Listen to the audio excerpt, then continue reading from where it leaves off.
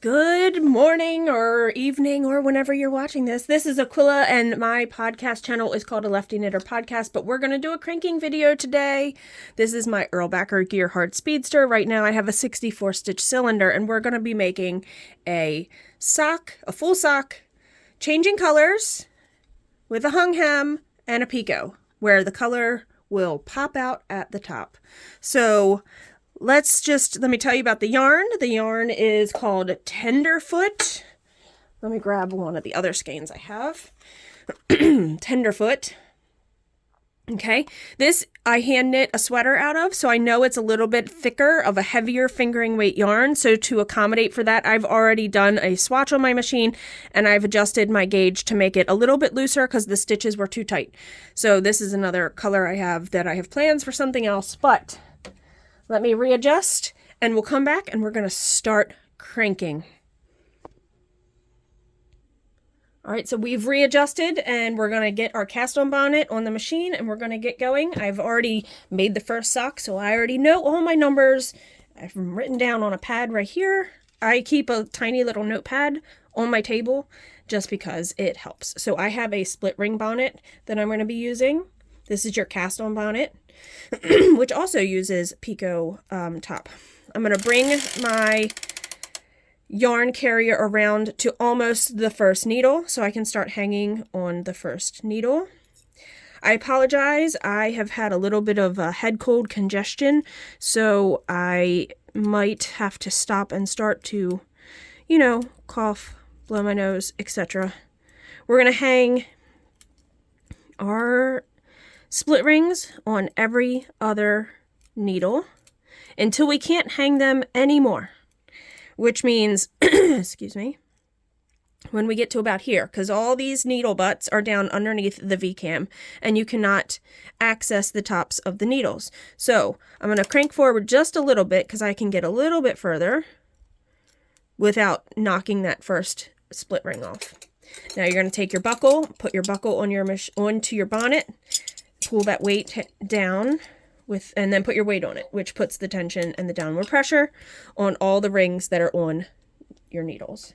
I'm going to put some waste yarn on and I'm going to use ripcord. So my waste yarn, I already have a bunch of little balls that are ready to go. And I have a split yarn carrier. In case you're wondering, it's cut so you can just thread the yarn in and out instead of having to go straight through the hole. I'm going to hold and crank around about halfway. I'm just going to hold the weight with my knees. If you can't do this, just, hold it with your other hand or whatever. I have my setup so I can do it this way. Hang the rest of your hooks. We're going to do so many rows of waste yarn. I like to do about 10 rows, but it depends on how long my waste yarn is. If I've had to cut it, I might get less. All right. I always try to start and stop at the same spot, which is this red mark here shows the last needle and the first needle. So I'm going to stop after the last needle closes, pull in my waste yarn, tuck that in. What I'm using for ripcord is 65-pound fishing line. And it's pre-cut, so it just goes around the cylinder one time with a little bit of tail. I do thread it into my yarn mast. Some people are curious about that. I do. I put it into my yarn carrier and then I hook it onto the first unknit stitch. So this is the last stitch that knit, and then this is going to be the first. So you have two tails coming in between two needles at the same place. I'm going to hold the tails, crank around one full rotation, making sure the last stitch knits. Okay, and then I'm going to pull the tail in, and that is your ripcord. You will pull that out. You'll be able to pull that out easily at the end. Well, sometimes easily, I shouldn't say. It's not always easy. I'm going to start with my main yarn because I want that to pop out the top with the Picot. And we're going to thread that into our mast. Now you could choose not to change color and do that. It's, I just thought it was a fun sock with that little pop of color at the top. reset my counter to 0 because I'm going to be doing 20. When you do your picot, you want to do it at the half mark of where your hem is going to be, your folded hung hem. So if you do a 16 row hung hem, you would stop at 8 and do your picot. So you just have to have it. You have to know what your half point is. So we're going to do 20 and then do a picot. I'm just kind of hold these the first 1 or 2 rounds.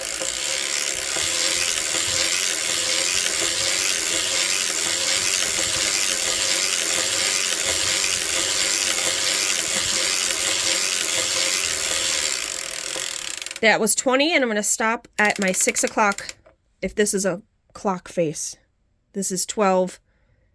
I'm going to mess this up. 12, 3, 6, and 9, okay? Stopping around 6 o'clock. To do a picot, you don't have to remove your weight. You can if you want. It's up to you. It can make it easier to move your stitches. So to do a picot, if you've never done a picot, all it is taking 1 stitch from one needle to the next needle, or vice versa, from say 1 to 2, 2 to 3 to 4, 5 to 6, or you can go the opposite direction. It's up to you. You should just stay consistent. So if you're going to move it from 1 to 2, always move it the same direction. You can move 2 to 1 and 4 to 3 and 6 to 5 if you want, but just make sure you're being consistent. If you have the weight lifted a little bit, it does help a little bit. I'm going to go 1 to 2, so I'm going to go in the direction that I'm cranking. I'm going to pull my needle out a tiny bit, lift that stitch off, and put it onto needle number 2. Number 3 will go to needle number 4, and we'll just do this all the way around. The next needle will raise a little if you see that happening in my video. When I'm lifting this up, it's kind of lifting the needle next to it. You can just kind of push it down a little and keep going. You have to be careful using your pick tool. Making sure you don't drop the stitch. I've dropped stitches. I've dropped like the one I'm lifting off and I've had to fix it. Sometimes it runs all the way down and then I just restart. Totally up to you if you want to try to fix it or restart. If it doesn't go all the way down, I would fix it. That's just what I would do. All right. Oops, my ring lifted up that needle a little bit. I do apologize for any throat clearing and nasally whatever. It's that time of year. It is March 1st, actually. Nope, March 2nd. I apologize. And I am in Baltimore, in Maryland, in the United States. And it is quite rainy today. I don't know what else we're going to be doing today, but I'm going to make a video. So, if you get lost where you were, you just got to look at where, your empty needles are. So that one has the last one. I'm going to start pulling it this direction. So I apologize if my hands do get in the way. I try to keep them out of the way as much as possible. I only have one camera, which is my phone, to record.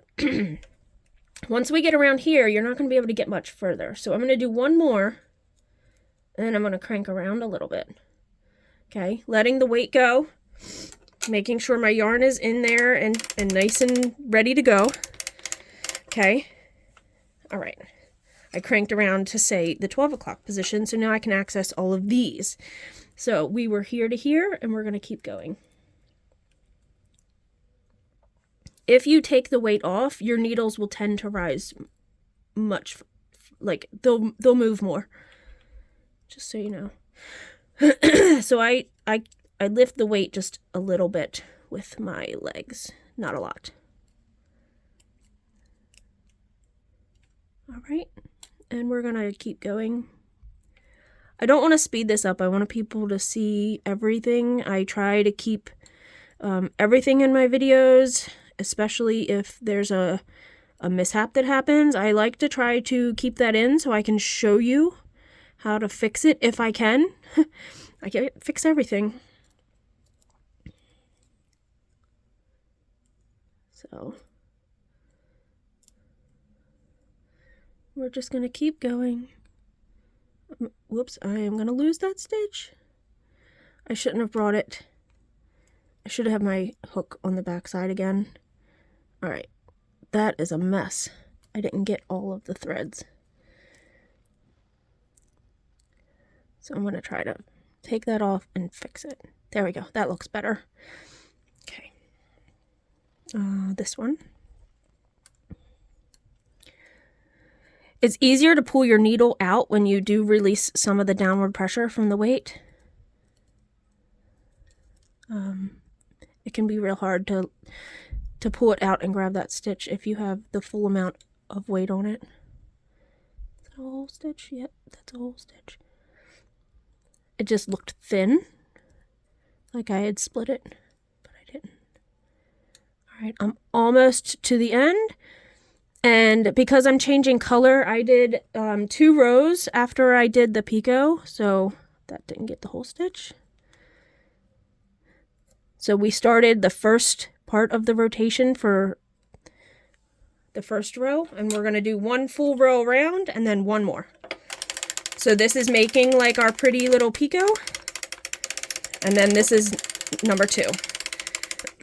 So I changed colors around here when I did it. Well, I did 2 full rows. I'm sorry. I did 2 full rows and then I changed color. So let's do 2. This is now going to be 2.5, and I'm going to change colors around here. So let me pause so I can blow my nose. I apologize. All right. A lot of talking will just causes mucus. Whatever. Gross. Okay. I'm going to cut my yarn so I can do a faux Russian join or Russian join. It makes it easy having the split yarn carrier to do this, because I can just make my loop. I'm just pulling my tail in. I'm going to pull it out a little bit, so I just have this tiniest little guy here. And I'm going to crank forward holding my loop here a few stitches just to catch that tail, okay? So it caught it, and I still have a loop here. I'm going to change and put my contrast color in. And do the rest of my 20 rows to get to 40, because I'm doing 40. So what I've done is I have a loop, I've made a new loop, and I have a tail up here, and it's just going to knit itself in, okay? So you're going to hold your yarns, crank slow, let it catch, and now we're going to crank our full 40 at this point with the new color attached.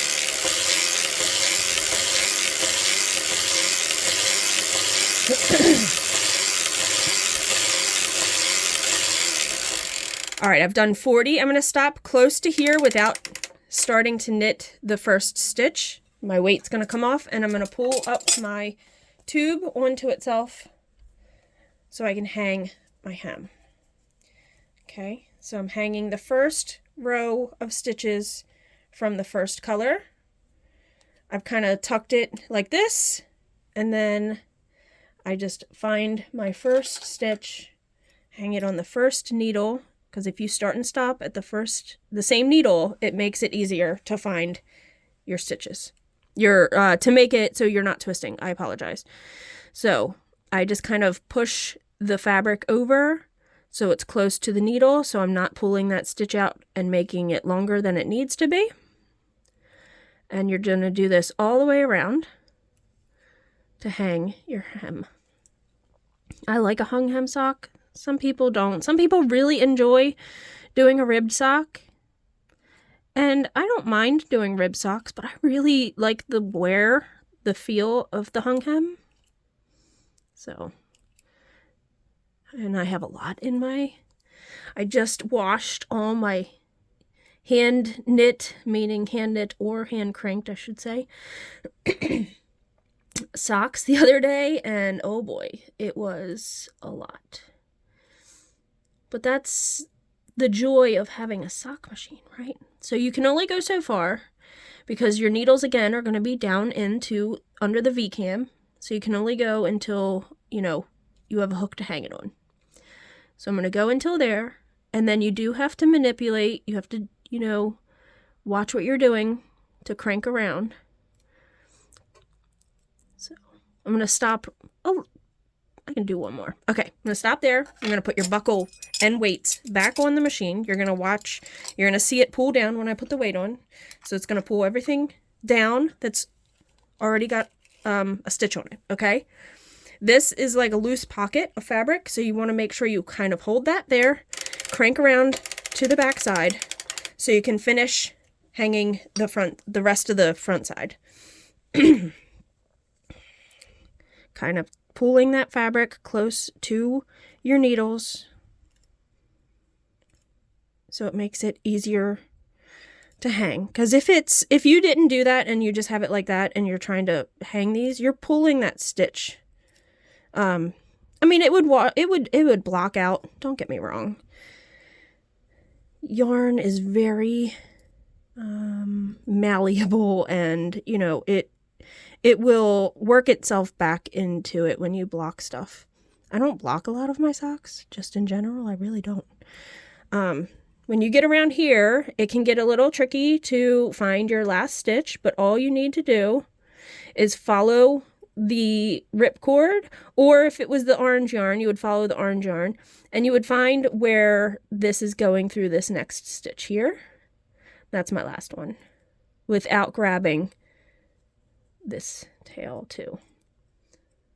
Okay, now that that's on, I did 2 rows after I hung it, and then I changed color again. So we're gonna just finish for row 41 and do row 42 and change color.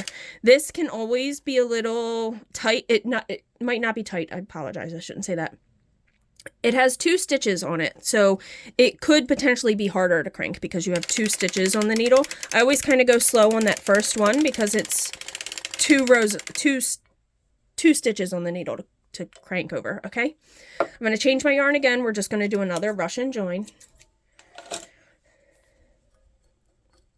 And then I did 60 before I did my heel. So I made my loop. I'm going to crank forward to catch the tail without going too far. You don't want this to go into here because then it's harder to loop it through. I mean, you can. It's not impossible. I've done it. I've definitely cranked too far. Oh, sorry. Or I've cut my tail too short and the loop wasn't really long enough. So just be aware of how long it is, okay?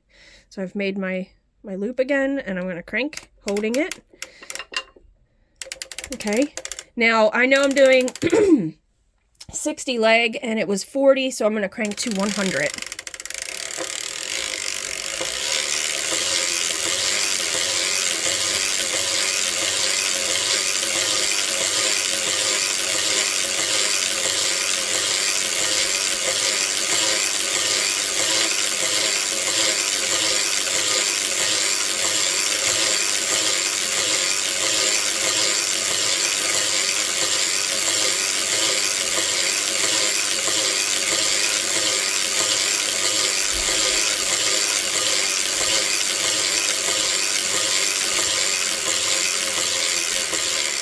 So row 99, row 100, I'm going to stop at 6 o'clock.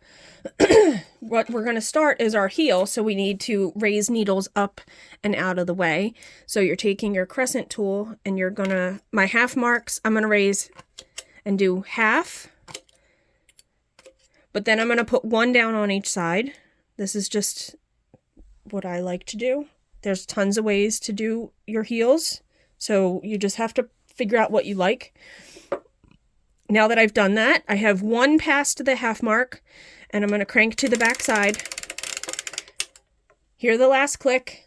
I'm going to put my heel weight on, and I'm going to lift 2 needles to decrease on the side the yarn is on, and crank around. Same thing. You're going to mirror whatever you do on this side, you're doing on this side. Lift 2, crank around. Now I'm going to go back down to 1. 1. Lift 1 to decrease on the yarn side, crank around. So my yarn is already starting to lift on the sides, so I'm going to put my heel weights in already. You put 1 heel weight. If you use 3 heel weights, you put 1 in the middle, about 1 inch down, about that. 1 under the working needles, about the same amount down, and 1 under the working needles on this side. The yarn is on this side, we're decreasing on this side. Lift 1 needle to decrease and crank. Lift 1 to decrease. Lift 1 to decrease lift one to decrease, lift one to decrease.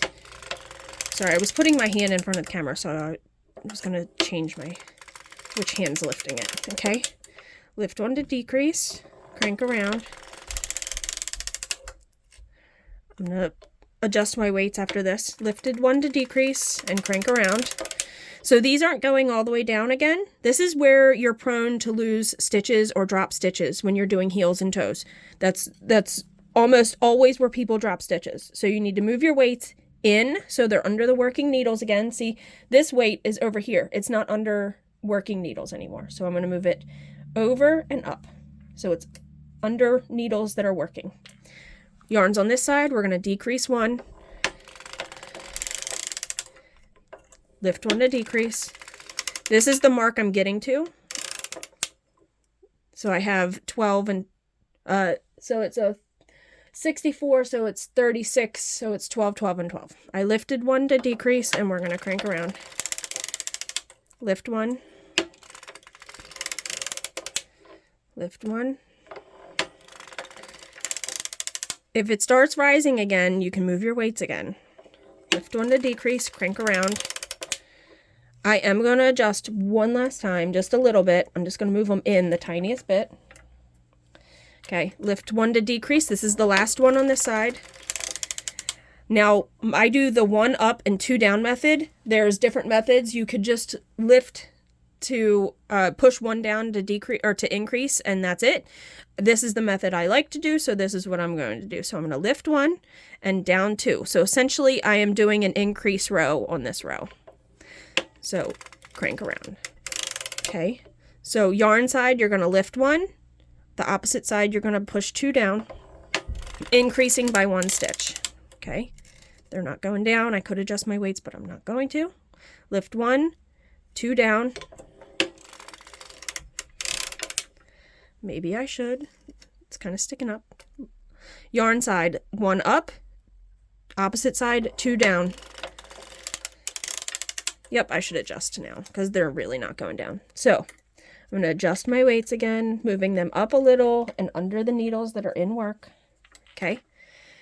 1 up, 2 down. I always adjust my weights before I move my needles, so I remember that I hadn't moved my needles yet. So 1 up on the yarn side, 2 down on the opposite. 1 up, 2 down. I do the same method for my toes, so you'll see this twice.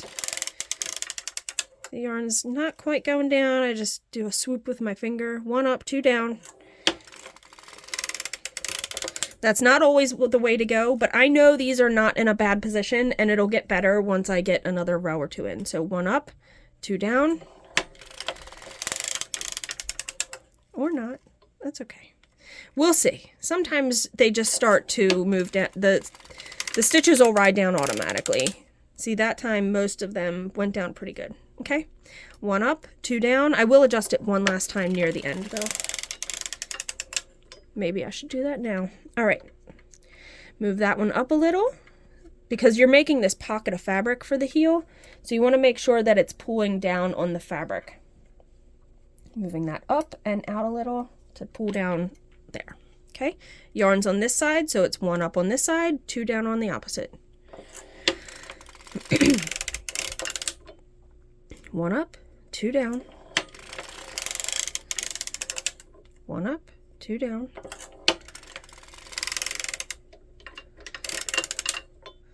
1 up, 2 down.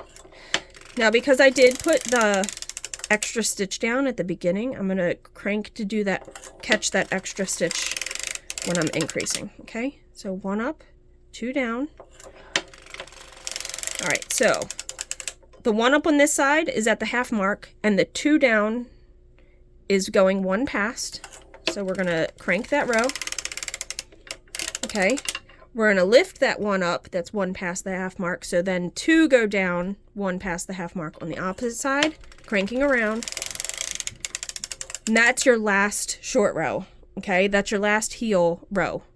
At this point, we're going to lift 1 because we did it on this side, and we're going to crank to the front, stopping so we can put all of our needles back down into work.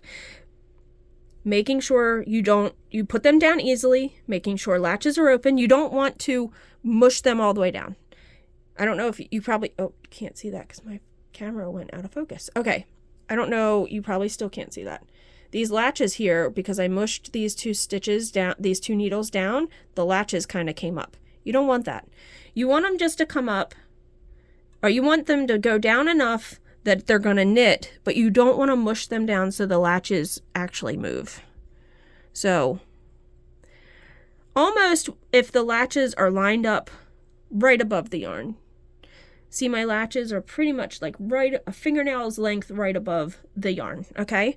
These are all ready now. You can double check them. The crank, excuse me, in the round. I'm going to reset my counter because I'm going to do a 65 on the foot before I change color to the pink, because I'm doing 69 total for the foot before I start my toe.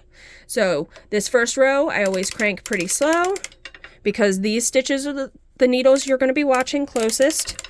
And on this side, it's going to be these. Now I've done that one row. I'm going to take, oh, my heel spring already kind of came off, but we're going to fix that. I can't show you that. I'm not moving the whole camera. It just came out of one of the guides, but it's okay. So I'll just hold this a little taut until the machine starts catching it correctly, and it is. Now we're going to crank to, like I said, 65.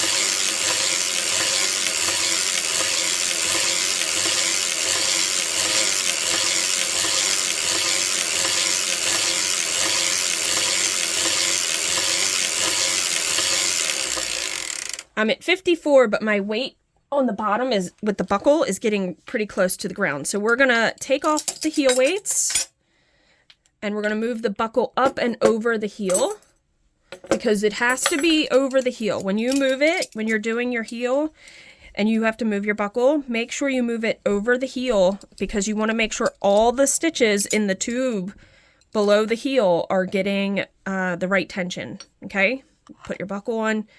Then, so the heel has to come out from underneath of your machine far enough for you to be able to get the buckle on it correctly. I'm going to go slow just to make sure I did get it on right and it looks good. Let's get to 65.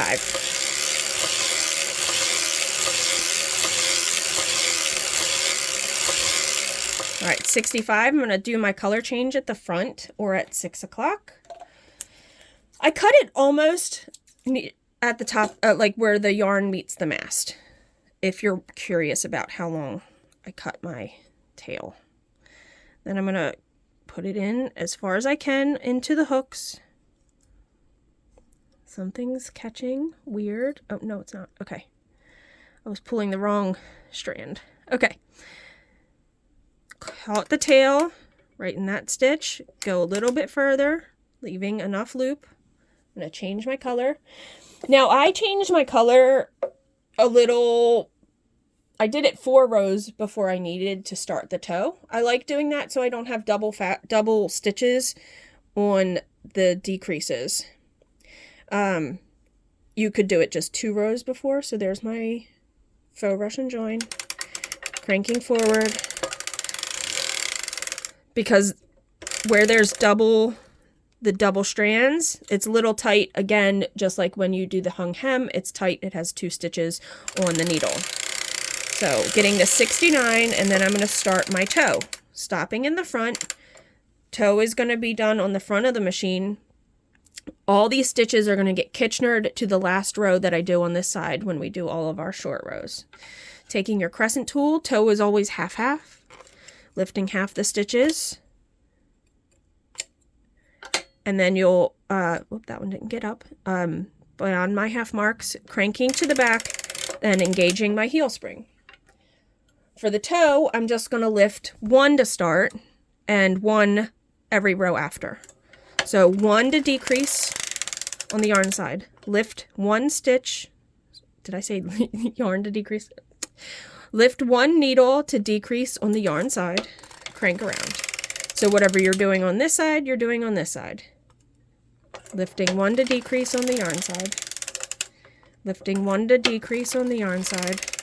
My stitches are going down very slowly, but I'm going to put my heel weights in now, just to make sure that I don't drop any stitches on these corners. Again, that is the most vulnerable spot when people are doing heels and toes. That's where people drop stitches most often. Just so you're aware, and you're not the only, don't think you're the only one, because it happens and happened to all of us when we were learning, okay? Lifting one to decrease on the yarn side. Lift one to decrease on the yarn side.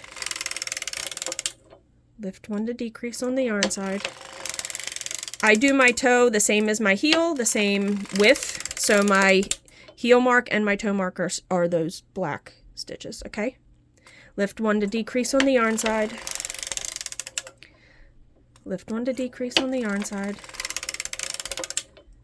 I want to thank everybody for watching my videos recently. I know I've had quite a few viewers watching the full socks, and that's exciting, so thank you. Lifting one to decrease on the yarn side. I know I repeat a lot of the same techniques,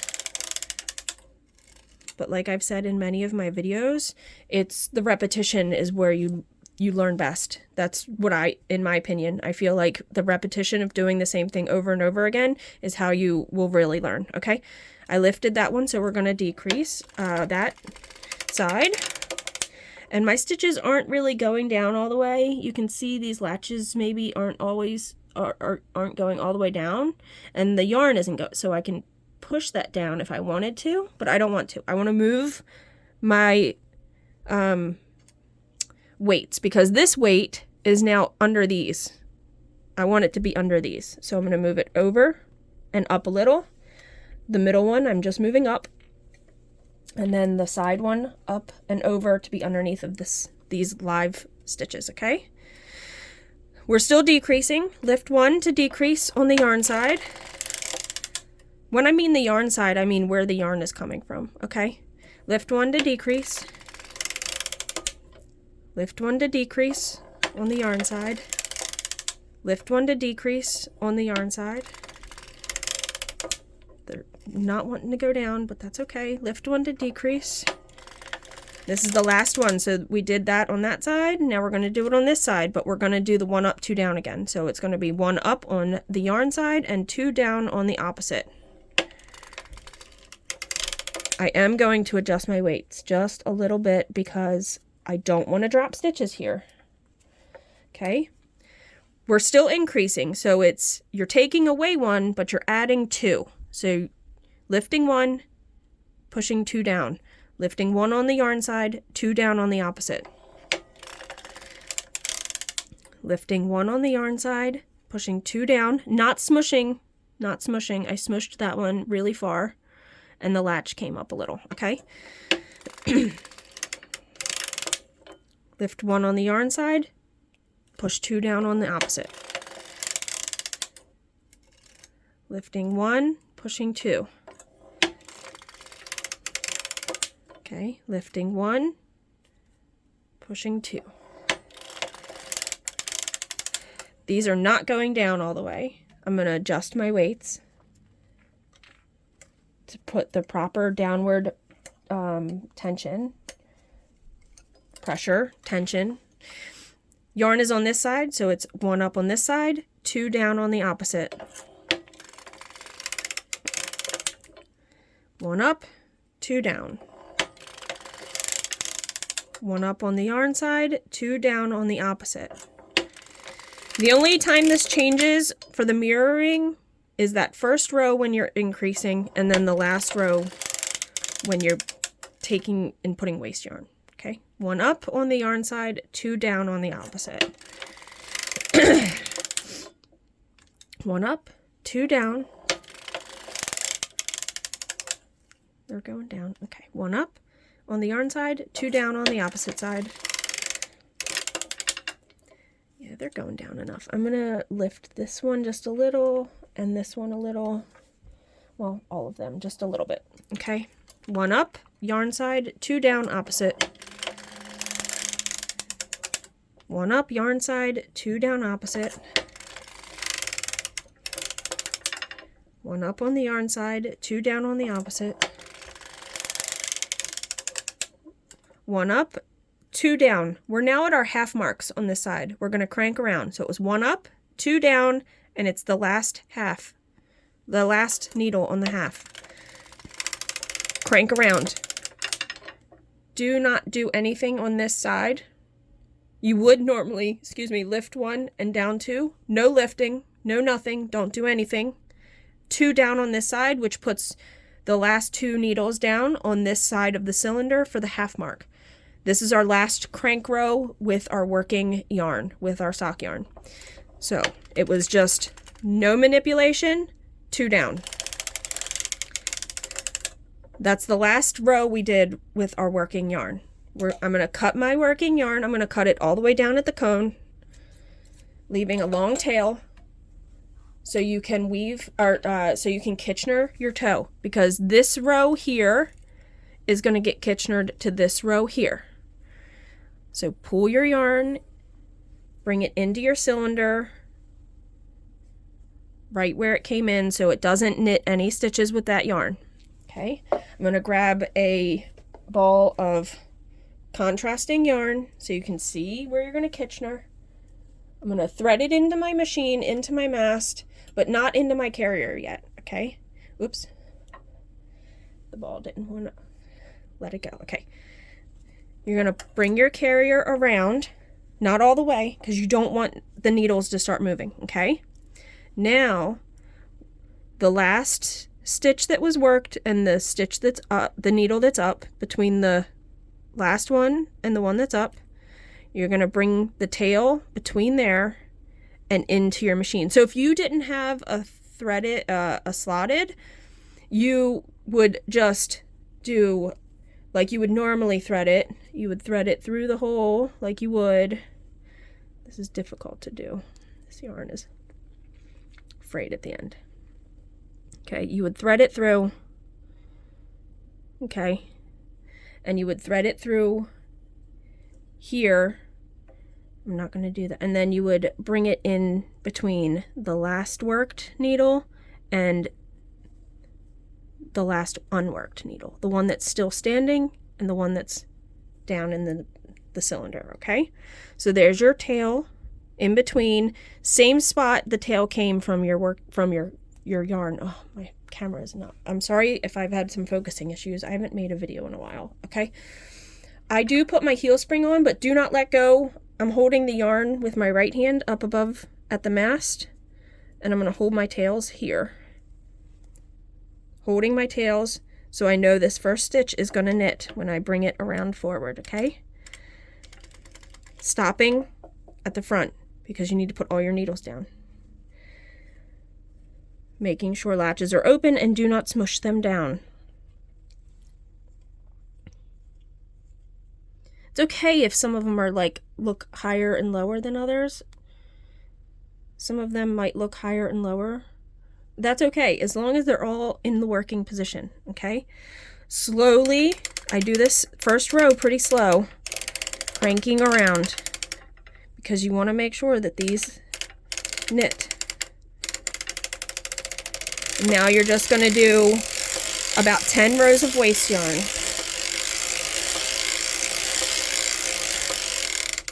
Oh, I have a knot in my waste yarn.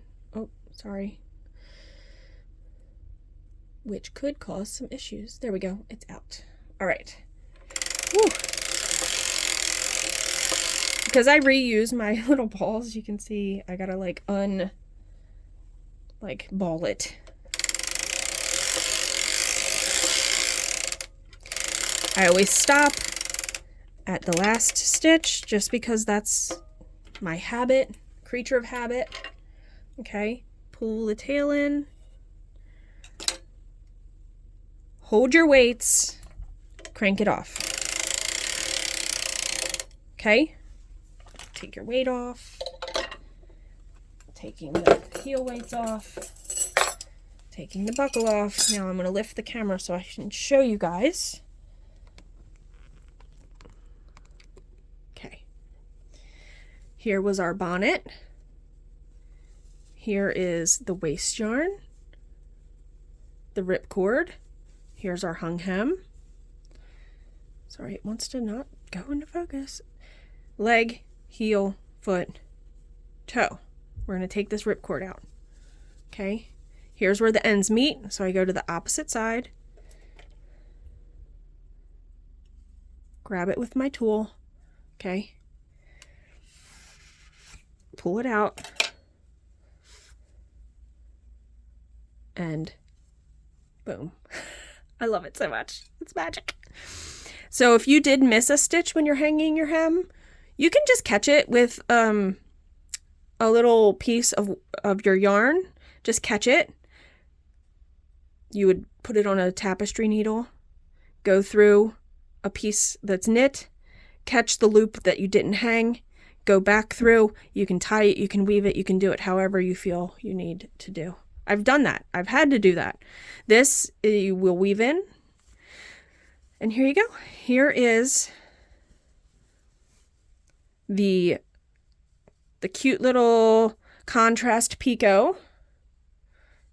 There's our hung hem, our leg, our heel,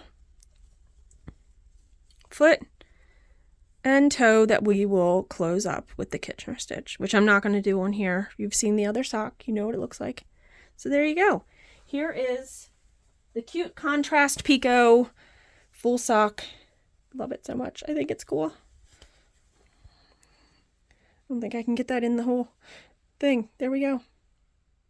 All right, guys, happy cranking, and I'll see you guys in the next video. If you have any comments, questions, whatever, please put them down below. I try to always answer when I can, and if I can't answer it, I will try to figure it out for you, do some research. So there you go. Happy cranking. Bye, guys.